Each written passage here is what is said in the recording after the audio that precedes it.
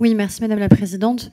Je pense qu'en effet, initialement, quand le délai était proposé, quand ça a été inscrit dans la loi, c'était bien dans une logique d'accompagner la femme, de lui laisser toutes les options sur la table. Mais peut-être, finalement, en méconnaissance aussi de l'acte et de la manière avec laquelle les choses se passent, ça n'a rien à voir avec un IVG. On est vraiment sur une interruption pour des raisons médicales, soit pour la santé de la femme évidemment, soit pour toutes les raisons qui sont possibles aujourd'hui dans la loi et qui sont extrêmement encadrées, et dans des situations qui sont toujours vécues de manière dramatique.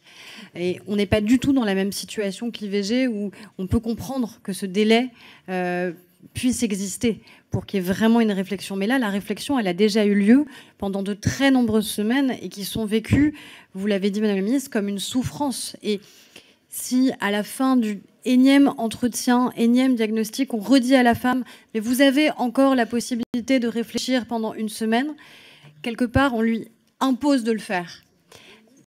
Et ça n'est pas tenable, en effet, pour elle. Et je pense que pour les médecins, c'est probablement peut-être aussi inconfortable de devoir le faire. Donc vraiment, dans l'intérêt de la femme et du parcours qu'elle a déjà à subir et qu'elle ne choisit pas, même si à la fin la décision lui revient, mais elle ne choisit pas évidemment la souffrance qui est la sienne et les pathologies qui peuvent exister chez le fœtus, je crois que c'est vraiment dans l'intérêt de la femme que nous devons supprimer ce délai.